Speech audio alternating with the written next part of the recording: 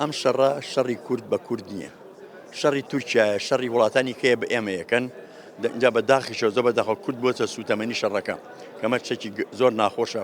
ئەنی پێم سەیرە دەسەڵاتی کوردی تازە تا ئێستا لەژێر کێفی دەسەڵاتی بێگانەیە.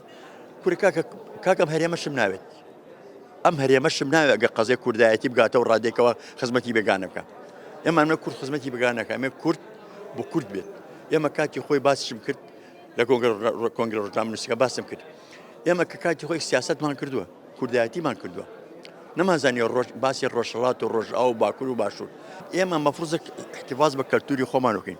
کەلتوری خۆمە زۆر من ئەڵێم مەفروزە هەچی دراماکێت ئەم کوردستانوانێ بە فیلترا بڕە.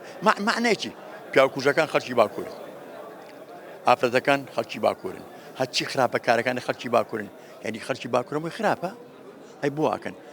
یعنی ئێستا باشوورە عینی حاڵ یعنی ئەم بەڕاستی کوردیان پێ قبوڵ نییە. کە ئەو کوردی بێ قبوڵ نەبن بۆ شەڕی بۆ بکەم. بۆ بم داردەستی من باسی واکەم کوڕەکەم بەڕاستی ئێمە ئاستی سار دەوکتین ئاسیزانێ ئێمە قسە ئەەکەین قسەکەمان قسەیەکی ساریح و ڕاستە. بەڕاستی هورمە دەبێت جەری بێ ئەبێ بەڕاستی بەجەخواستە برینەکانمان چییە؟ کاکەم و پارە بۆ خۆیان پارەمان نایە بە شەڕ نەکەن، شەڕ بۆ ئەکەن.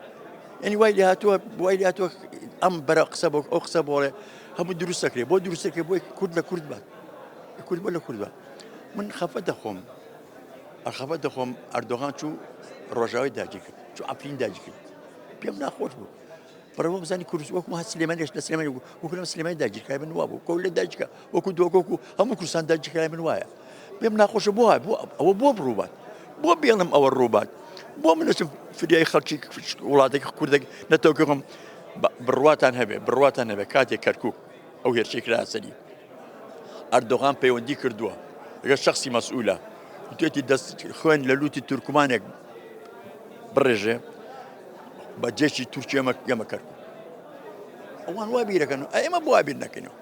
ڕجایان لێکم ڕجا لەم دەسەڵاتاکەین بەسە وەڵڵی نانمان نایە ئەومان ژیانمان نایە بەس پاراستی میلەتەکەمانەوە. ئێمە داوای ئەوواکەین، داوای چیکەمان نەکردووە.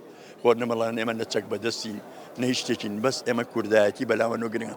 ئێمە باسی کوردایەتێکین، باسی باکوور و باش و ڕۆژهەڵات و ڕۆژاوا ناکەین. من پێم خۆش ڕۆژاوا پێشکەوێ بۆ پێش نەکەوێ با باکوور بێ ئازاد بۆ ئازاد بێ، ڕۆژهەڵات بۆ ئازاد نەبێ، بە هەمووی ئازاد بێ. من بەلامەوە کە زۆر گەرم بن ئەمەی کەم قسانەیەکەم لە ناو باکوور لە باکوورا کردومە، لە ئێرانە کردومە بۆی کەم. من پیاکی زۆر پیاکی زۆر مهمە و ئازام نەوەڵا نە سیاسیم نە عەشەدیم، بەڵام من کوردم، کوردایەتی پێش هەموو شتێکە ڕجایان لێکم بەسە کورد نابێ کورد کوژێ.